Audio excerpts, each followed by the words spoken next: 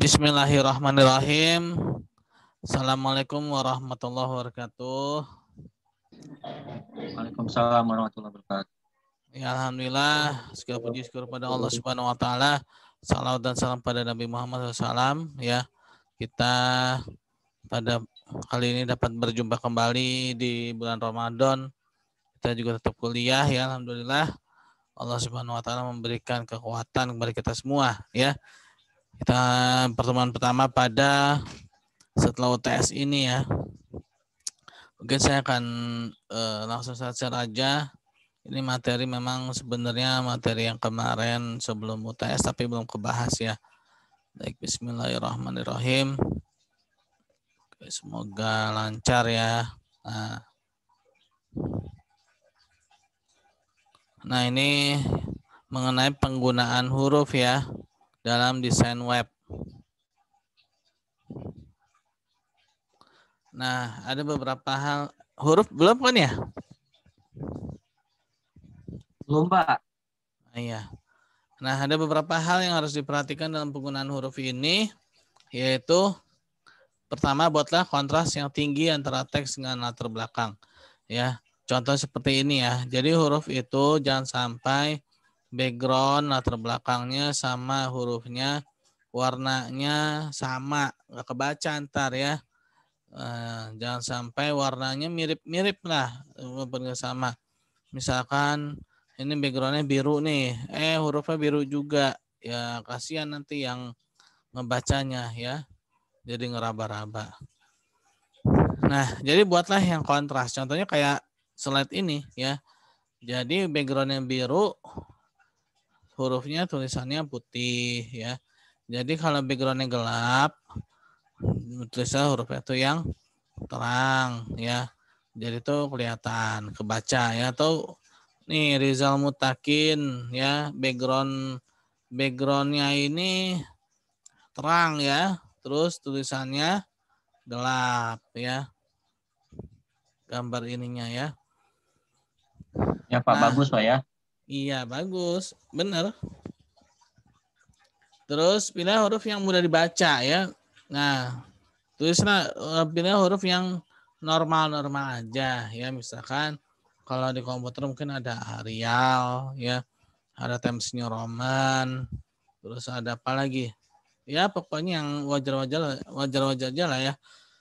Jangan membuat sebuah desain itu hurufnya misalkan huruf apa ya yang kaligrafi yang apa ya, agak sulit gitu ya kaligrafinya, tapi bukan yang Arab ya, tapi kaligrafi yang apa namanya yang Indonesia, yang Melayu gitu kan. Nah ya mending kalau kebaca, nah khawatirnya nggak kebaca gitu kan. Nah, jadi pilihlah yang mudah dibaca karena di sini kita ingin menampilkan isi beritanya, bukan ingin menampilkan hurufnya atau tulisannya ya.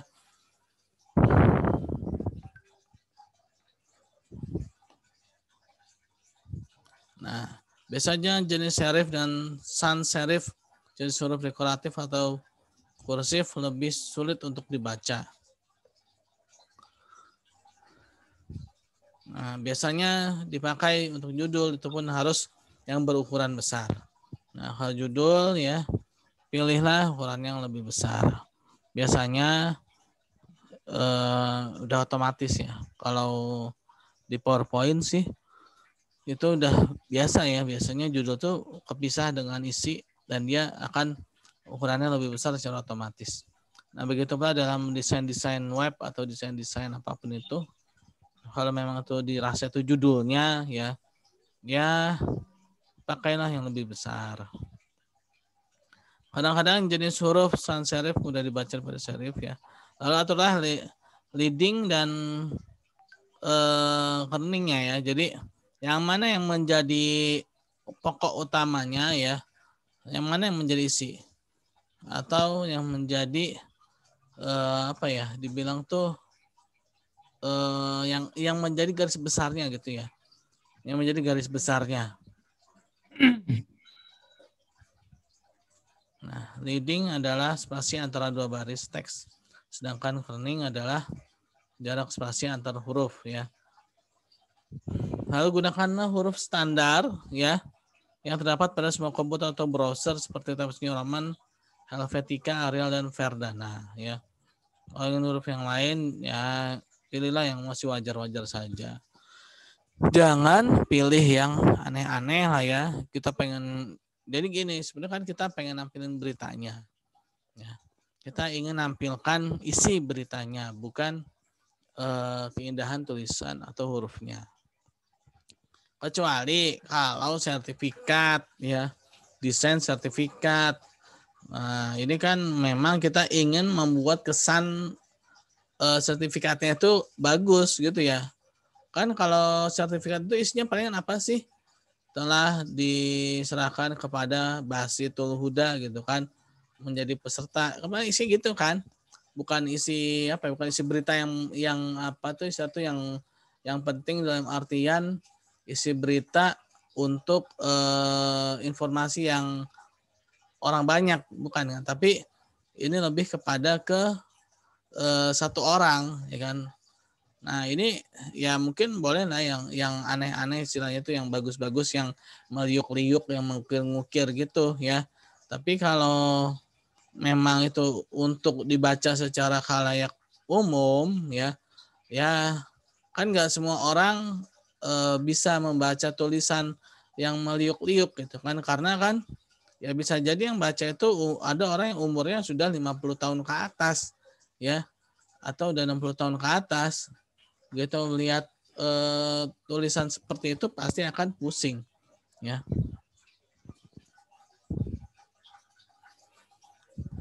Jadi seperti itu ya.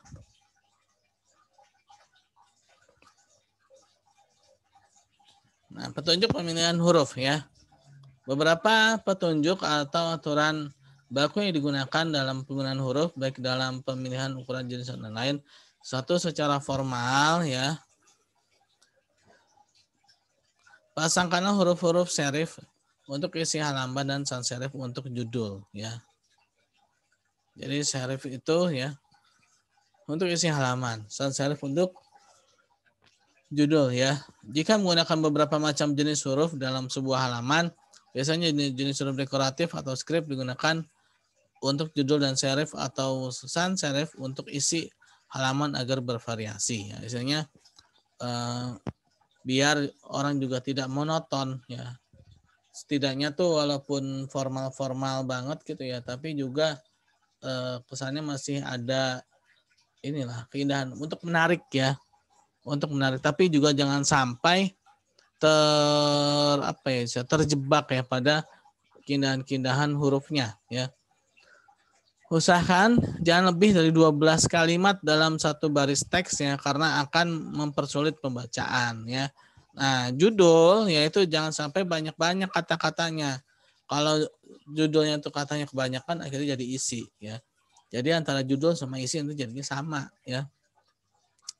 Nah, singkat aja judul. Misalkan kegantengan Basitul Huda gitu kan.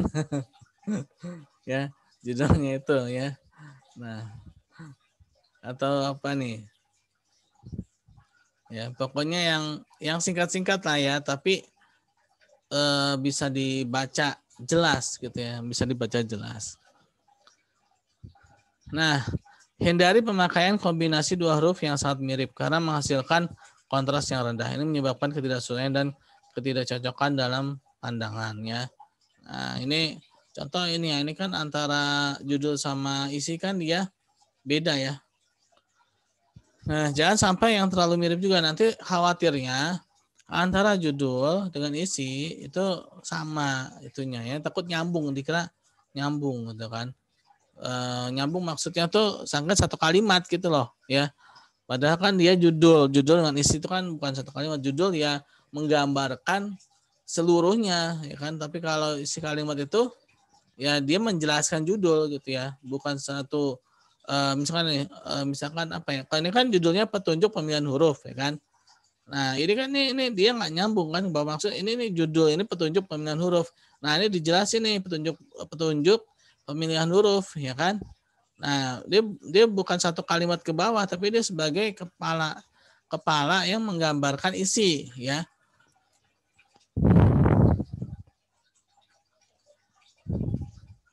Membatasi pemakaian jenis huruf dalam satu halaman jangan sampai melebihi 3 atau 4 jenis huruf ya. Nah, 2 lah ya. Jadi biar orang juga nggak ini juga istilah itu nggak confuse, nggak pusing ya. Contoh ini ya, antara judul satu jenis, isi satu jenis, cukup 2 jenis aja. Jangan sampai ini satu judul aja nih, 3 kata judul ini aja, ini beda-beda ya kan. Nanti khawatirnya orang menyangka ini judul yang berbeda gitu ya. Khawatirnya judul yang berbeda. Atau kalau diisi misalkan yang atasnya pakai Times New Roman, bawahnya pakai Arial. Padahal dia masih satu kesatuan isi dari penjelasan judul. Nah, karena beda jenis huruf, orang menyangka itu udah beda isi, ya beda substansi, khawatirnya padahal dia masih nyambung. Nah, itulah harus dibatasi, ya. Harus dibatasi. Hindari penggunaan slider, penggunaan halaman lebih dari sekali. Apabila banyak artikel ingin tampilkan, buatlah link ke halaman lainnya. Nah, jadi bikinlah link ke halaman yang lain. Jangan terlalu banyak membatas slide-slide itu ya. Nah, nanti orang akan bingung melihatnya. Sebenarnya ini nyambung nggak sih gitu kan? Satu kesatuan nggak sih? Nah, kalau memang itu misah, ya udah bikin link aja biar nanti ketika dia mau berita yang lain dia buka linknya gitu ya, dia buka ininya tulisannya ya. Ukuran untuk halaman, isi halaman 10 sampai 14 ya. Dan judul adalah 14 sampai 30. Isi jangan terlalu gede-gede juga ya. Emangnya mau ngetes mata bukan kan? Isi halaman itu dia maksimal 14 biasanya. Kalau kegedean nanti jelek jadinya ya. Masa satu halaman satu huruf, wah itu boros ya. Bukan boros lagi, itu terlalu ya. Dan judul ya 14 sampai 30. Judul juga jangan terlalu besar juga, maksimal 30 lah ya. Setidaknya tuh dia bisa memberikan daya tarik lah buat orang yang melihatnya. Memberikan ketebalan dan huruf besar kapital pada teks untuk judul ya, agar dapat membedakan dengan isi halaman ya. Nah, kalau bisa nih ya judul ini di Ctrl B ya, biar di bold ya, biar ditebalkan biar orang yang melihatnya tahu itu judul ya. Hindari terlalu banyak huruf besar karena akan memperlambat kecepatan membaca dan memboroskan ruang ya. Terlalu banyak huruf besar ya kan, nanti orang akan fokusnya dia jadi satu-satu ya. Kalau huruf besar biasanya lebih fokus kan. Hindari jenis pemakaian monoscape untuk isi halaman karena memerlukan banyak perhatian untuk membacanya. Hal ini mengalihkan pesan yang ingin disampaikan ya. Monoscape ya. Jadi kita ya gunakanlah yang wajar-wajar aja.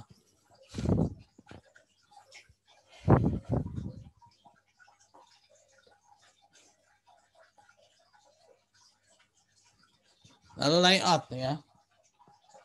Kita geser dulu bentar.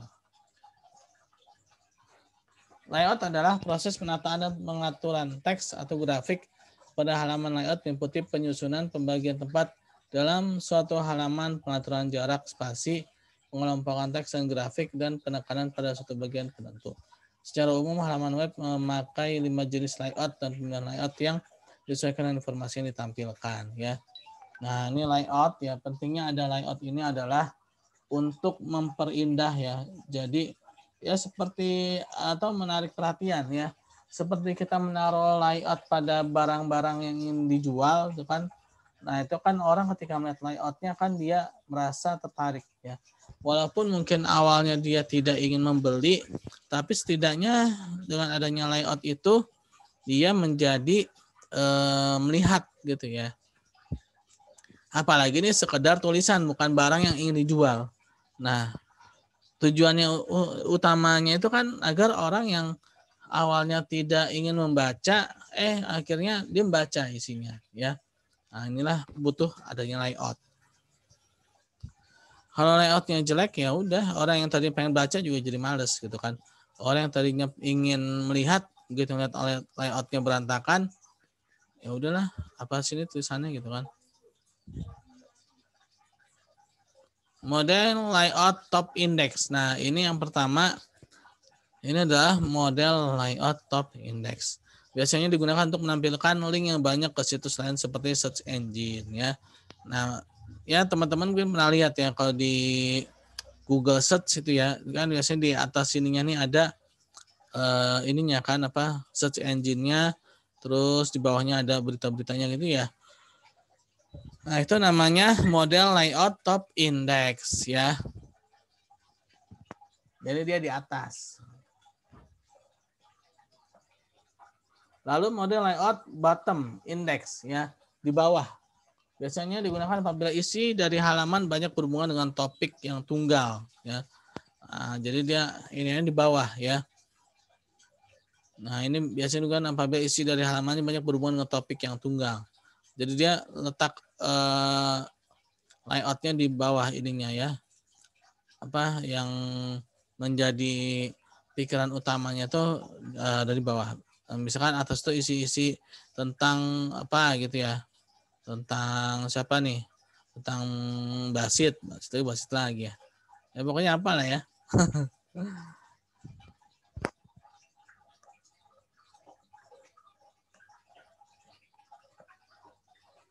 Lalu ada model layout left index. Nah, ini di kiri ya. Biasanya digunakan untuk layar dengan resolusi yang lebar sehingga mudah dalam penyediaan navigasi di bagian kiri seperti tampilan sistem operasi tanpa menimbulkan kekacauan penyajian informasi pada halaman utama ya.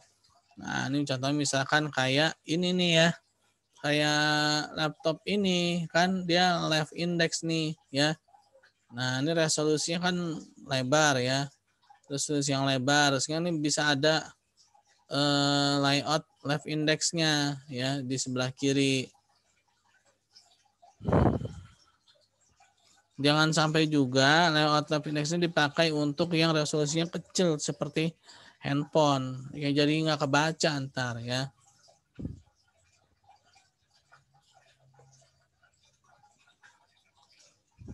Nah, lalu ada model layout right index. Kebalikan dari left index, tapi menu utama jarang terletak pada bagian sebelah kanan. Kan sering digunakan untuk meletakkan fitur atau konten dari menu utama ya. Nah, biasanya tuh kalau di web itu sebelah kanannya ini ya, ini suka ada apa tuh daftar apa gitu kan sebelah sininya ya. Sebelah kanannya itu ya ada isi-isi apa link-link yang kira-kira itu untuk dibuka tulisan yang lain ya.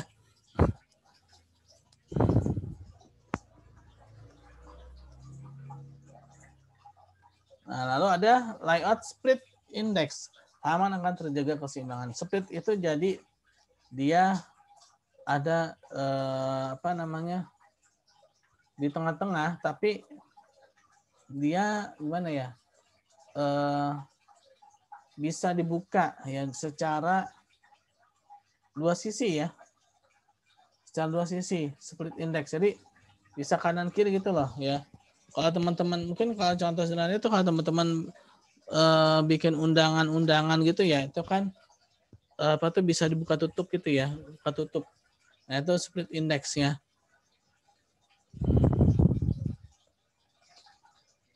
Lalu ada alternating index, biasanya digunakan untuk halaman yang banyak menampilkan grafik, foto, dan produk yang disertai dengan teks berupa keterangan harga, jumlah, dan lain-lain. Jadi biasanya tuh kalau teman-teman tuh buka Lazada, Shopee, buka Bukalapak ya, Tokopedia ya.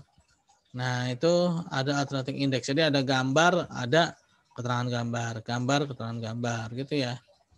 Namanya alternating index. Pembuatan layout, bermacam-macam langkah yang digunakan untuk membuat layout dari suatu website. Berikut ini merupakan proses secara umum banyak dilakukan dalam pembuatan layout sebagai berikut, yaitu membuat sketsa desain ya. Nah, salah satu tujuan membuat layout itu adalah membuat sketsa.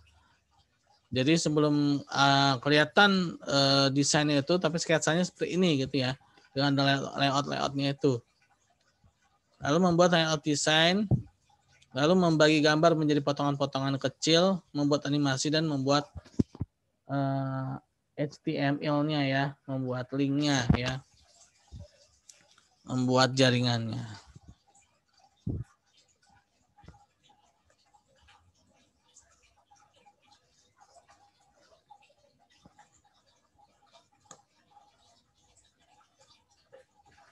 Membuat desain, sketsa desain. Seorang desainer biasa saja menuangkan ide dalam pembuatan interface dengan terlebih dahulu membuat sketsa di atas kertas ya. Namun untuk kebanyakan orang, langkah ini biasanya dilewatkan dan langsung pada langkah pembuatan layout desain dengan menggunakan software. Ya, kalau dulu sih mungkin yang masih manual ya. Seperti contohnya film kartun. Zaman dulu itu film kartun itu dibuat hanya dengan menggerak-gerakkan kertas saja ya, menggerak-gerakkan kertas. Tapi kalau sekarang sudah ada IT ya, udah ada teknologi informasi yang lebih canggih. Nah, itu udah bisa pakai software. Macam-macam lah software sekarang ya. Udah banyak software-software yang bisa digunakan untuk membuat sketsa desain.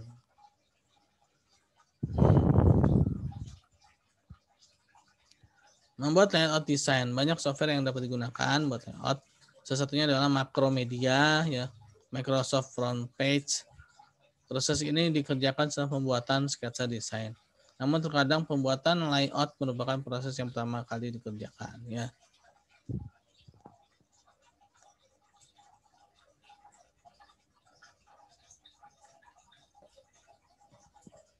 Membagi gambar menjadi potongan-potongan kecil. Nah, ini kalau dulu ya ketika masih manual ya,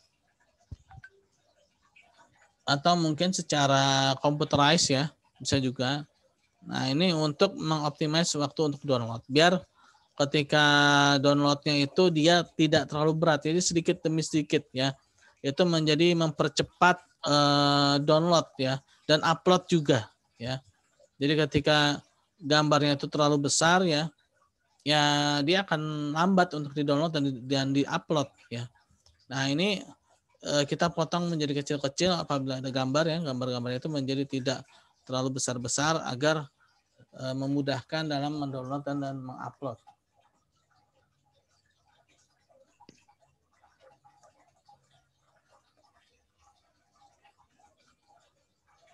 Lalu membuat animasi. Animasi diperlukan untuk menghidupkan atau menjadikan website lebih interaktif ya.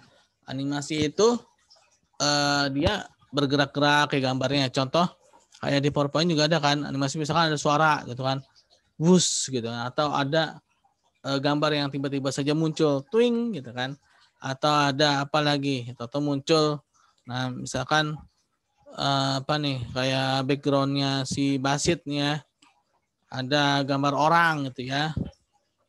Nah, itu animasi ya, tapi orangnya bergerak ya, bukan cuma diam ya. Nah, orangnya bergerak. Contoh kayak gini nih ya. Nah, ada yang tiba-tiba saja muncul ya. Atau ada yang tiba-tiba dari bawah ke atas ya.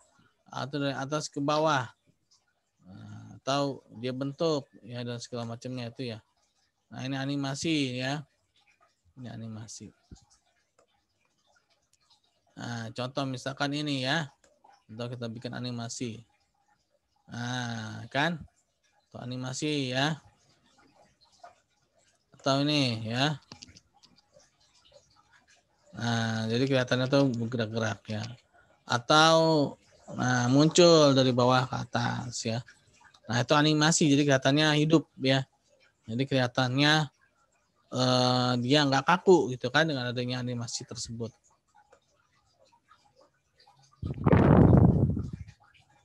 Nah, ini jaringan. Setelah merapikan layout, desain dilengkapi dengan tombol, image, text, script ya. HTML-nya hal yang perlu dilakukan kemudian adalah buat layout ke dalam format HTML. Nah, ini biasanya orang jaringan, jadi orang yang memang ahli dalam membuat jaringan-jaringan itu dia biasanya ada pengkodean ya. Nah, dulu itu saya pernah bikin apa tuh dari Joomla ya. Ternyata nah ini ada HTML-nya ini. Ada tulisan yang harus dirubah dengan menggunakan kode-kode HTML ya. Dengan adanya kode-kode tertentu ya. Nah, sehingga tombol, image, teks dan script ya itu menjadi lengkap, ya, menjadi jalan gitu ya. Tombolnya jalan. Nah, kan ada tuh ya kan diklik ya kan dia langsung keluar gitu karena ini HTML ya.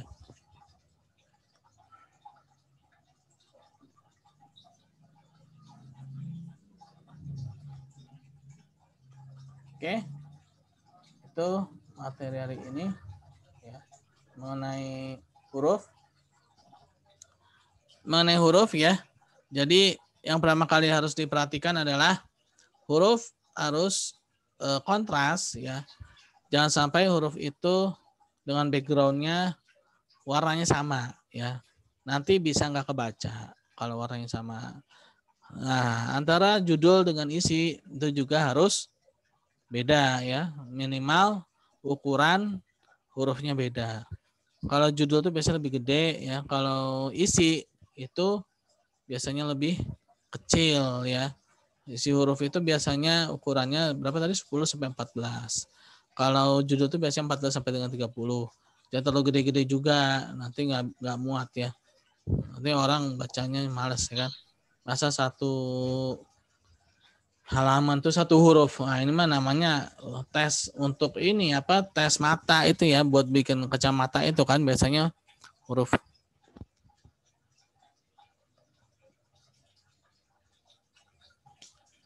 Ya, lalu apalagi tadi huruf ya. Setelah ukurannya terus juga layoutnya ya. Nah, pentingnya adanya layout ya. Dengan adanya layout itu kita setidaknya bisa membuat sketsanya ya. Layout juga tadi macam-macam ya. Tadi udah dijelaskan yang layout. Ada yang di atas, ada yang di bawah, ada yang ada di kiri, ada yang di kanan ya. Masing-masing punya fungsi ya. Masing-masing punya fungsi sesuai dengan ininya ya. Sesuai dengan letaknya. Seperti ini deh. Misalkan kalau di mana nih yang gampangnya di dapur ya, di dapur ya. Dapur kan ada pisau, ada talenan, ada apa lagi tuh, ada piring ya. Nah itu kan macam-macam peralatan dapur itu kan dia macam-macam juga fungsinya kan. Talenan ya buat tatakan ya, pisau buat motong ya, ulekan ya buat menumbuk ulekan ya kan buat ngulek ya. Jangan sampai salah pakai ya. Pisau dibuat tatakan yang nggak bisa ya. Nanti malah terluka orang yang menggunakannya. Nah, begitu juga dengan layout tadi ya. Jadi masing-masing itu dia punya fungsi ya, yang mana tidak bisa disamaratakan dengan yang lainnya ya. Ya, jadi seperti itu ya, teman-teman. Oh ya, ada yang mau ditanyakan? Ada yang mau ditanyakan? Enggak, Pak. Oh, pas ya. Teman-teman yang lain ada yang mau nanya, Pak. Pas, pasti ada sandiwara. Oke, ada yang mau tanyakan? Rizal tadi mau ngomong Rizal nggak jadi.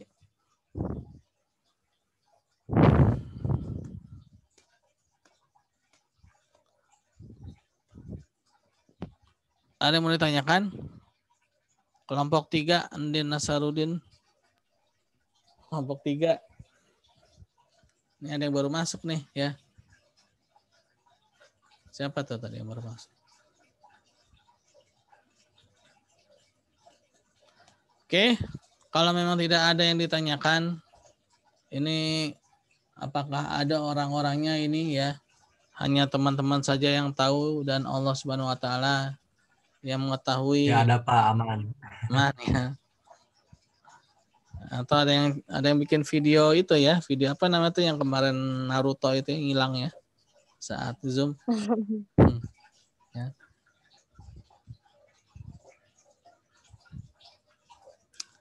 Oke teman-teman, nanti absennya lewat WA aja ya. Absennya lewat WA grup aja. Baik, Pak. Mungkin sampai sini dulu ya. Terima kasih atas hadiran Zoom-nya. Kita tutup dengan baca hamdalah. Alhamdulillahirrahmanirrahim. Assalamualaikum warahmatullahi wabarakatuh. Alhamdulillahirabbil alamin. Bihamdi subhanallah bihamdika asyhadu an la ilaha illa anta astaghfiruka wa atubu ilaik.